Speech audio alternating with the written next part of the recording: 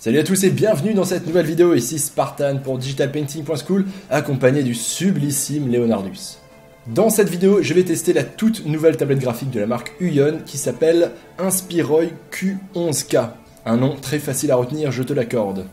Le titre de cette vidéo fait peut-être un peu putaclic, c'est vrai, mais je me suis vraiment posé la question à ce prix-là, et vu ses performances, est-ce que cette tablette Huion Q11K peut être la meilleure tablette graphique du marché, celle avec le meilleur rapport qualité-prix? Vu ses performances techniques affichées, le fait qu'elle soit sans fil, le fait qu'elle ait un prix qui soit vraiment très bas face à ses concurrents de chez Wacom, j'en parlerai plus tard, je me pose vraiment la question, est-ce que c'est actuellement la meilleure tablette du marché? Donc dans cette vidéo, je vais tester ce produit et tenter d'y répondre. Pour information, cette tablette n'est même pas encore sortie auprès du public à l'heure où j'enregistre cette vidéo et à l'heure où elle sort sur la chaîne normalement. Sache qu'elle sort le 8 juin 2017, si je ne me trompe pas, donc dans quelques jours. Donc elle va être disponible très bientôt. J'ai eu la chance que la marque, le fabricant Huion, m'en envoie une en avant-première pour que je puisse la tester et vous donner mes impressions.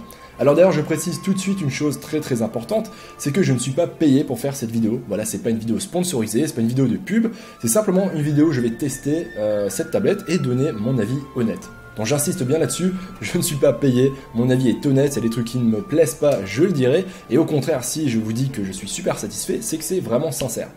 Deuxième chose, je vais beaucoup parler de la marque Wacom, qui est la marque concurrente d'Huion, qui est un petit peu la marque qui a eu le monopole pendant de très nombreuses années du marché des tablettes graphiques professionnelles. Je possède moi-même une tablette graphique Wacom et j'en suis très satisfait. Voilà, ça c'est le deuxième point très important, c'est que j'utilise une tablette graphique Wacom, je vais vous la montrer. Hop, elle est juste ici. Voilà, donc c'est un beau bébé, c'est quand même une belle grosse tablette. Donc je le redis, Wacom est une excellente marque, j'en suis très satisfait, je pense qu'actuellement c'est encore ce qu'il y a de mieux sur le marché en termes de qualité, de performance et de durabilité. Par contre, c'est une marque qui est très chère parce qu'elle a eu le monopole pendant beaucoup trop longtemps. Et cela fait à peu près 2 ans que Huion, qui est une marque chinoise, est venue un petit peu jouer des coudes avec Wacom et propose des tablettes graphiques aux mêmes performances mais à des prix vraiment imbattables. Donc c'est vraiment une très bonne chose parce que ça permet au grand public, à tout le monde, toi y compris, d'avoir une tablette graphique professionnelle, y compris des tablettes graphiques avec écran intégré, et cela à des prix vraiment dérisoires, à des prix qui sont vraiment super abordables.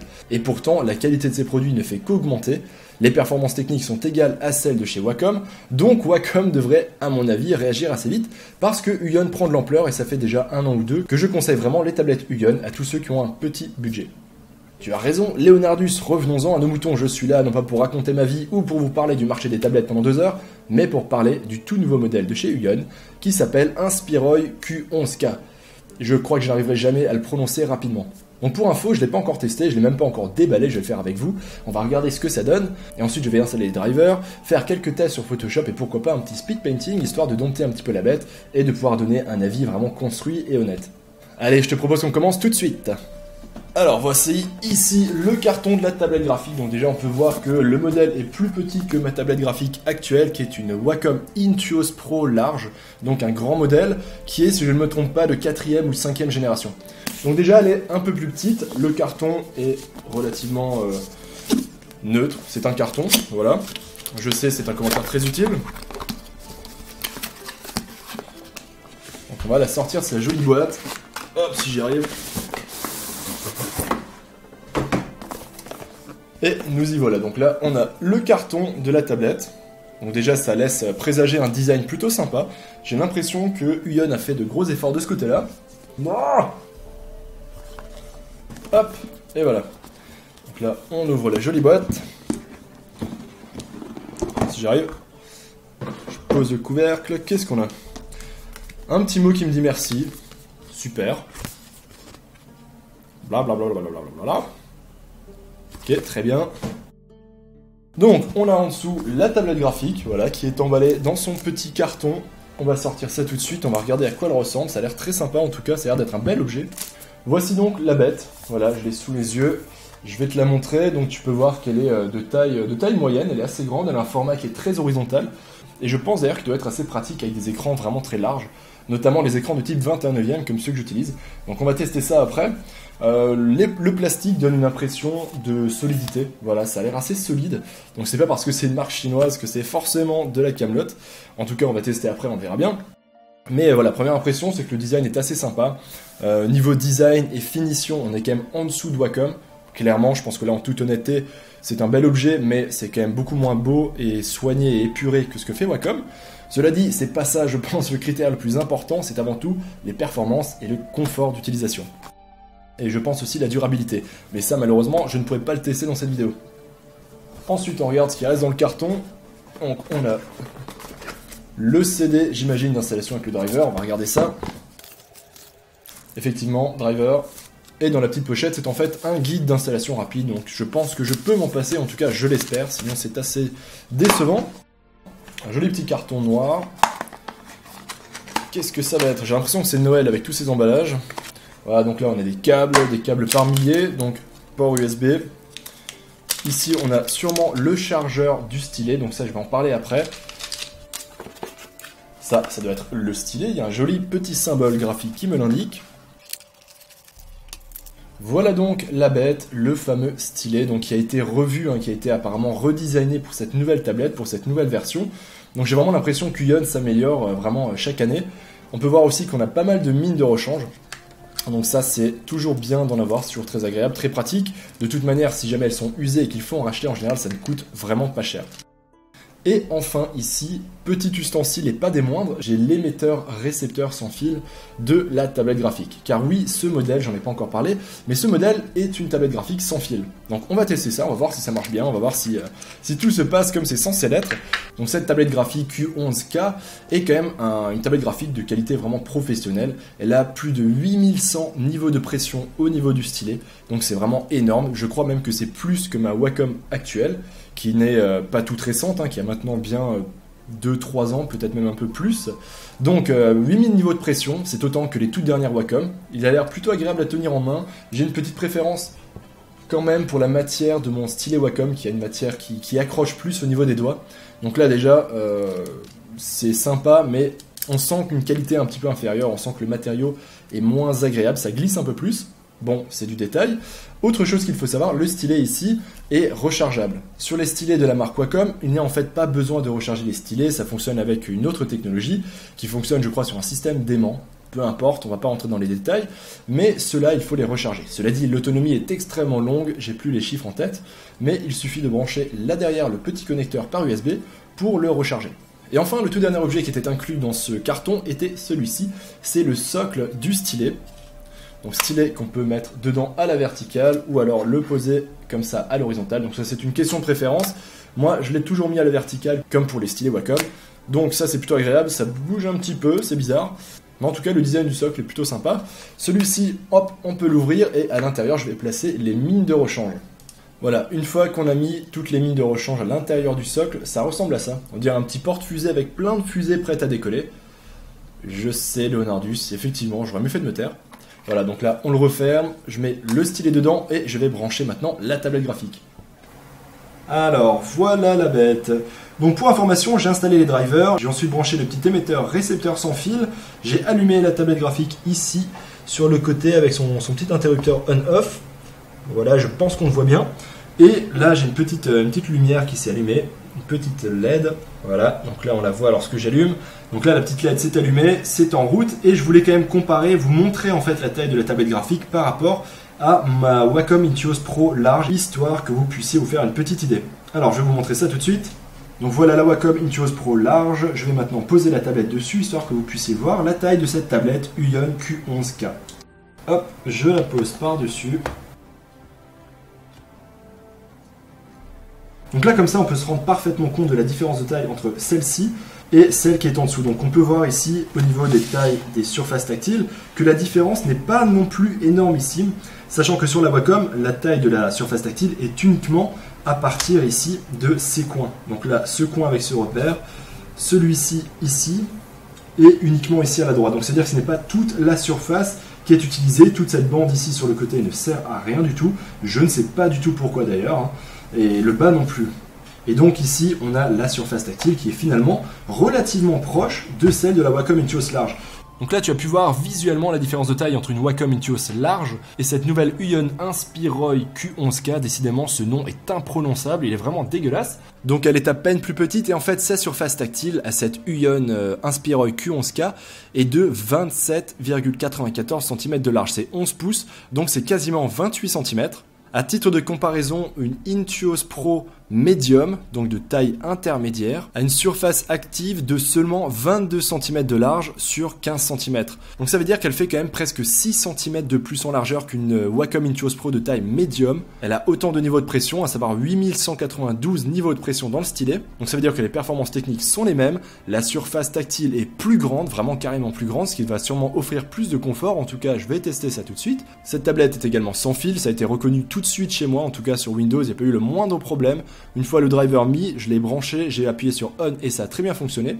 Et le prix de cette tablette graphique Uyon est de seulement 110 €. En tout cas, au moment où je vous parle, c'est possible qu'il y ait une légère promotion qui soit active. En tout cas, c'est aux alentours de 110 €, peut-être 120, alors que la Wacom Intuos Pro de taille médium, donc celle qui est plus petite, est à 350 € pour les mêmes performances et une surface active qui est plus petite. Donc c'est le triple du prix pour les mêmes performances et une surface plus petite.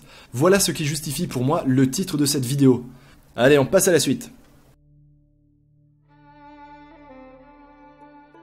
Alors ça y est, la tablette est branchée, on va passer sur Photoshop pour tester un petit peu tout ça, mais juste avant, on va jeter un petit coup d'œil au niveau du driver. Alors déjà, sur le site d'Uyon, je suis tombé par hasard sur une information qui a l'air assez importante et que je vais partager tout de suite avec toi. Il est apparemment indiqué de brancher la tablette graphique après avoir installé le driver seulement. Par chance, c'est ce que j'ai fait, mais c'est vrai que si j'avais loupé l'information, j'aurais peut-être très bien pu faire l'inverse, à savoir d'abord brancher la tablette, ensuite installer le driver, mais ça a l'air d'être quand même assez fortement déconseillé. Donc garde-le dans un coin de ta tête si jamais tu prends une tablette Uyon. Moi en tout cas, j'ai installé le driver sans aucun problème. Pour cela, j'aurais pu utiliser le CD d'installation qui était fourni avec la tablette, mais pour jouer le jeu, je suis parti dans le cas où j'ai téléchargé le driver sur internet. Donc pour cela, il suffit d'aller sur le site d'Uyon. Voilà, donc j'ai tapé tout simplement Uyon Inspiroid Q11K, donc la référence de la tablette. Je suis tombé sur cette page et très facilement, juste ici en scrollant, je suis tombé sur l'onglet Download, qui veut donc dire télécharger. Et ici, on a les deux liens pour télécharger les drivers. Donc driver pour Windows, driver pour Mac. Donc là, évidemment, j'ai cliqué sur Windows pour télécharger le driver pour Windows. Je l'ai installé en quelques secondes. J'ai pas eu de problème particulier, si ce n'est un message d'erreur durant l'installation. Donc l'installation s'était interrompue avec un message d'erreur m'indiquant qu'il y avait une DLL manquante sur mon ordinateur. Malgré ça, j'ai fait ignorer, l'installation a quand même réussi à se terminer, le driver a l'air bien installé, la tablette a l'air de marcher, donc ça n'a pas l'air d'avoir été un problème, mais je tiens quand même à le faire remarquer, ça pourrait très bien être source de problème à l'avenir. Je ne sais pas, en tout cas, ça s'est bien passé. Donc voilà, même si tu n'as pas de lecteur CD, par exemple si tu es sur Mac, ou alors que le tien est cassé, peu importe, en tout cas tu peux retrouver les drivers très facilement à partir du site, donc tout s'est relativement bien passé. Maintenant on va regarder tout de suite à quoi ressemble justement ce driver. Voilà, donc là je viens de l'ouvrir, je le découvre en même temps que toi. Le driver s'appelle Uyon Tablet, voilà, donc c'est un petit programme qui va sûrement nous permettre de régler, de configurer la tablette dans tous les sens. Donc moi je suis très habitué forcément au driver de chez Wacom, donc ce sera forcément mon point de référence, mon point de comparaison. Donc on arrive là-dessus, on a un petit écran complètement inutile avec la possibilité d'importer ou d'exporter des configurations, donc ça peut être pratique si jamais on change d'ordinateur et qu'on a réglé par exemple les touches, les raccourcis, le stylet, etc. Donc on a à gauche les press keys, donc ça doit être les boutons configurables qui se trouvent ici à gauche. Donc là on peut voir que pour l'instant il y a des raccourcis attribués, donc on a CTRL S par exemple qui est sur le bouton du haut, la barre espace en deuxième, en troisième on a les parenthèses. Donc si maintenant je clique dessus, qu'est-ce qui se passe? Est-ce que je peux maintenant changer le raccourci? Non. Ok, il faut recliquer encore une fois sur la touche. D'accord, donc c'est pas très clair, mais ça a l'air de fonctionner. Donc combinaison de touches, on va faire par exemple CTRL E, juste pour tester. Hop. On va plutôt faire CTRL J, comme ça on pourra dupliquer un calque. Ça nous permettra de voir rapidement si ça marche. Ça m'a l'air bon. Donc string, à mon avis, c'est sûrement la possibilité de faire plusieurs raccourcis sur une seule touche. À mon avis, encore une fois. Donc là, on peut aussi mettre bien sûr les boutons de souris. On peut aussi changer d'écran, etc. Donc là, je vais juste faire OK, juste pour tester que ça marche bien. Je vais faire appliquer. Je vais sur Photoshop tout de suite. Je fais ici avec ma souris un petit trait et j'appuie sur le troisième bouton, celui qu'on a configuré. Et c'est bon, on a bel et bien un CTRL J qui s'est fait puisque le calque s'est bien dupliqué. Donc là, c'est bon, ça a l'air de fonctionner. Finalement, c'est plutôt facile, plutôt instinctif une fois qu'on a compris. Ensuite, du côté du stylet. Donc on a le bouton droit qui est en haut. Donc à mon avis, c'est tout à fait normal. Donc là, on va simplement faire ici bouton droit pour celui de devant. Comme ça, j'ai la même configuration que sur ma Wacom. Et celui-ci, on va le mettre en double clic. si je le peux, mais apparemment je ne peux pas. Ça c'est dommage, c'est bien pratique. Donc le premier petit défaut, c'est que je ne peux pas mettre de double-clic en raccourci sur les boutons. Cela dit, c'est pas grave, on va mettre left button, on fera un double-clic manuel. Appliquer. Donc on refait un petit test sur Photoshop. Ce coup-ci, c'est bon, le clic droit est bien sur la bonne touche. Et le double-clic, je vais pouvoir le faire avec mon clic gauche. Donc là, ça marche aussi, c'est plutôt bien foutu, c'est très clair. Il n'y a pas en tout cas 1000 informations. Ensuite, ici, on va faire un petit test de sensibilité de la pression. Donc là, je clique là-dessus et je commence à appuyer pour faire le test de la pression. On peut même dessiner dans cette petite zone, alors ça c'est vraiment bien fait. Donc on le voit bien, hein, lorsque je n'appuie pas fort, eh ben, j'ai effectivement une très petite pression. Et plus j'appuie fort, plus celle-ci augmente. Donc j'ai pas besoin d'appuyer extrêmement fort de base pour arriver à 100%. Donc ça aussi c'est très agréable, j'ai l'impression que de base c'est vraiment bien réglé. Le ressort dans le stylet qui me permet de gérer la pression est vraiment très agréable. Là c'est vraiment, je suis assez étonné, ça offre vraiment de bonnes sensations. Donc là je vais effacer ça, on va arrêter. Moi ça m'a l'air bon, j'ai pas besoin de faire de modifications ici. Ensuite on va ici dans ce qu'on appelle la work area, donc c'est la station, l'espace de travail.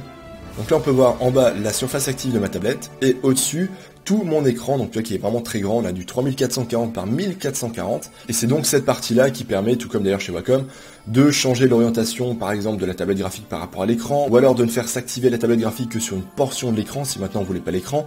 C'est aussi ce qui permettrait de changer d'écran ici, par exemple si on a plusieurs écrans branchés, et bien ici on pourrait sélectionner un deuxième, donc là il n'y a rien de particulier, c'est bien en tout cas qu'ils y aient pensé, et ensuite on a l'onglet à propos. Donc moi ce petit programme de driver m'a l'air vraiment complet, très simple à utiliser, peut-être même plus simple et plus intuitif que ceux de Wacom qui je trouve sont un peu complexes.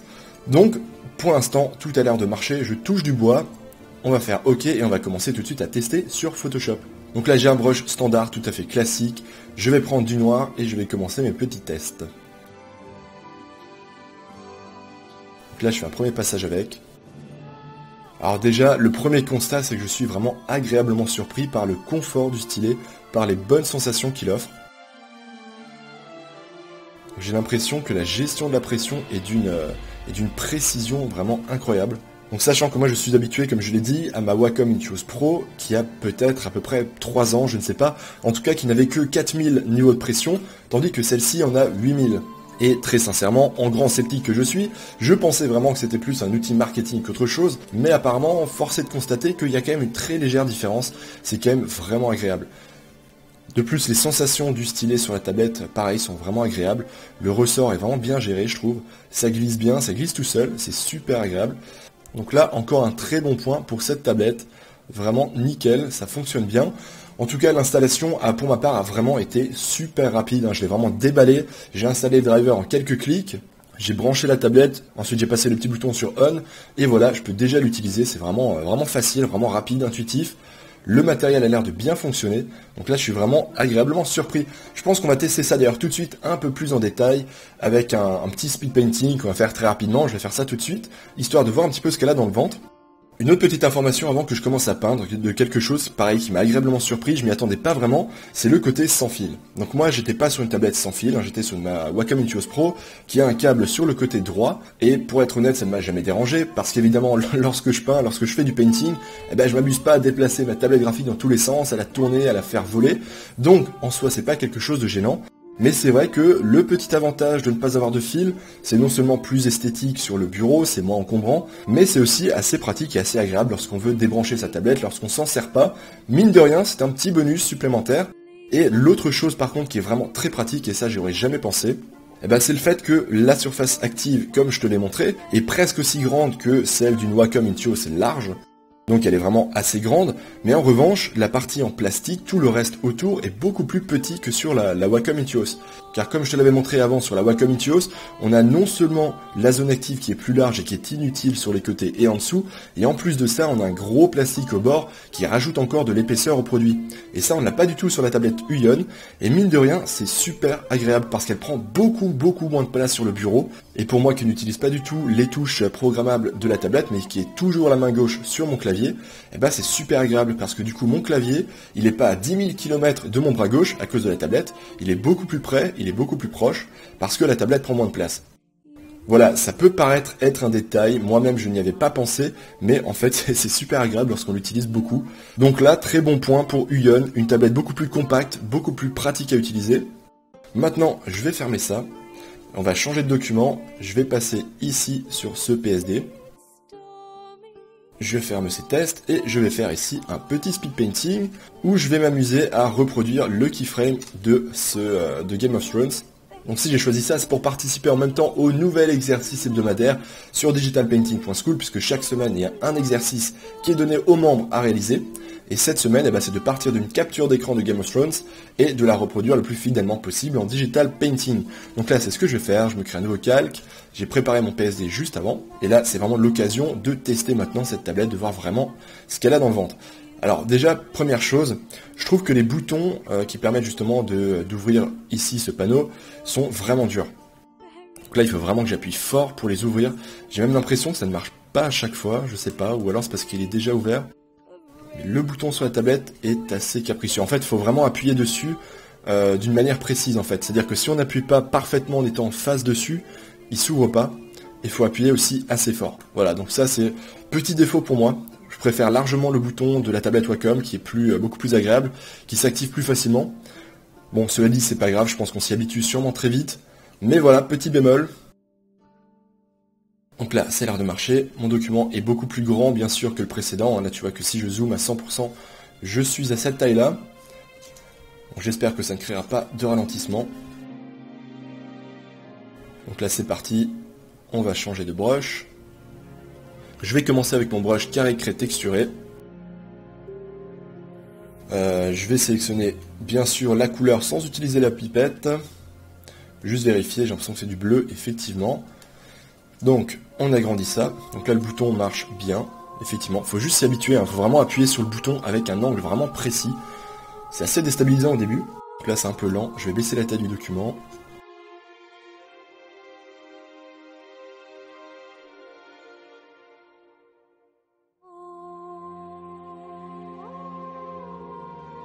Alors non seulement je suis sur une tablette graphique que je ne connais pas, vraiment que je découvre, mais en plus de ça je suis extrêmement rouillé, j'ai pas eu l'occasion de faire du painting malheureusement depuis vraiment longtemps. Donc je vais essayer de faire, de faire ce que je peux dans cette vidéo. Bien sûr je vais accélérer tout ça par la suite, je ne vais pas commenter l'intégralité de ce painting, ça n'apporterait pas grand chose, surtout pour le test on a produit. Je continue quand même à livrer mes impressions là sur les premiers coups de brush, c'est pour ça que j'en profite pour varier un petit peu les brushes que j'utilise. Je vais créer un nouveau calque pour faire les personnages à part. Donc là on va prendre ici cette couleur foncée. C'est vraiment agréable à utiliser, il glisse vraiment bien sur la surface. Alors ce qui est très bien lorsqu'on peint en masse tel que je suis en train de le faire, c'est peut-être moins pratique lorsqu'on fait du dessin en croquis, où on a en général besoin de plus sentir la texture de la tablette. On a besoin peut-être que ça accroche un peu plus. Donc là peut-être que ça ne plaira pas à ceux qui sont vraiment habitués à ça. En tout cas pour ma part, c'est vraiment un plaisir à utiliser.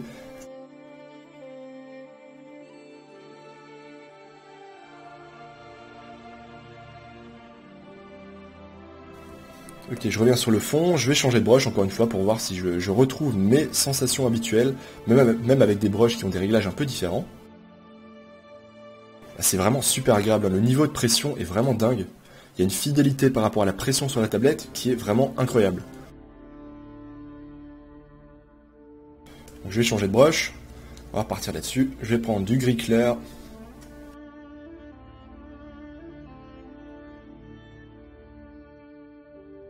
Donc là dans mon cas le temps d'adaptation est super rapide, en fait elle est tellement agréable à utiliser que c'est pas... il n'y a aucun problème. Le seul truc qui me demande un peu d'adaptation c'est vraiment ce bouton sur le stylet.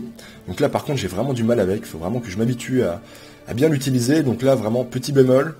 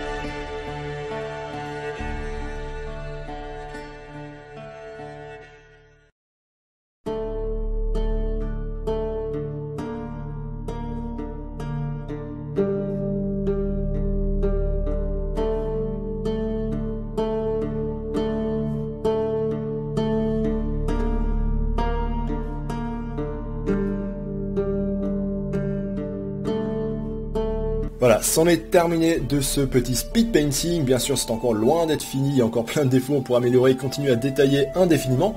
Cela dit, en quelques dizaines de minutes, ça m'a permis vraiment de tester plus en profondeur ce produit, cette nouvelle tablette Huion Inspiroy, et j'en suis clairement vraiment très satisfait. Je le redis encore une fois, je ne suis pas du tout payé par Huion pour dire tout ça, hein, vraiment, je suis le premier en fait vraiment surpris par la qualité et les sensations qu'offre cette tablette, c'est vraiment un plaisir à utiliser, je me demande même si elle ne va pas de temps en temps remplacer ma Wacom Intuos, tellement elle est pratique en termes de taille, en termes de sensibilité, de la pression, etc. Je mets quand même un petit bémol, et ce sera mon seul, sur les boutons du stylet qui sont pour moi vraiment beaucoup moins pratiques. C'est assez difficile d'appuyer dessus, bien sûr, je pense qu'on peut s'y habituer, mais néanmoins, la prise des boutons est quand même moins bonne, et en plus de ça, ils sont un petit peu capricieux. Mis à part ça, pour moi, ce n'est vraiment que du positif, et il faut surtout se rappeler qu'à ce prix-là, c'est vraiment, pour moi en tout cas, le meilleur rapport qualité-prix. Ma Wacom Intuos Pro large avait coûté à peu près dans les 400 €, celle-ci coûte à peine 110-120 €, donc pour moi, très sincèrement, la question ne se pose pas, si maintenant je devais choisir entre l'une et l'autre, je n'hésiterai pas une seule seconde, je partirai vraiment sur cette Huion. C'en est terminé pour ce test, encore une fois, je crois que j'ai tout dit sur ce produit, la seule chose que je n'ai pas pu tester, évidemment, c'est la durabilité du produit, c'est-à-dire quelle est sa qualité et son état d'usure au fil du temps, donc à quoi est-ce qu'elle va ressembler dans quelques mois, dans quelques années, est-ce que les plastiques tiennent, est-ce que le stylet tient dans le temps, etc. Donc ça, malheureusement, je ne peux pas y répondre, il aurait fallu que je la teste pendant beaucoup plus longtemps. En tout cas, pour ce court test, vraiment, j'en suis intégralement satisfait. Petit bémol pour le bouton du stylet, mais tout le reste est parfait. Donc en tout cas, super produit, vraiment foncez les yeux fermés dessus. J'espère que ce test t'a plu, qu'il te sera utile et je te donne rendez-vous dans la prochaine vidéo. A plus, chers passionnés. L'art digital t'intéresse? Tu as envie d'apprendre ou de progresser en digital painting ou peinture numérique en français? Je t'invite à aller sur digitalpainting.school. Tu retrouveras une communauté super sympa, des cours de qualité et un paquet de ressources gratuites. Allez, on se retrouve là-bas l'artiste.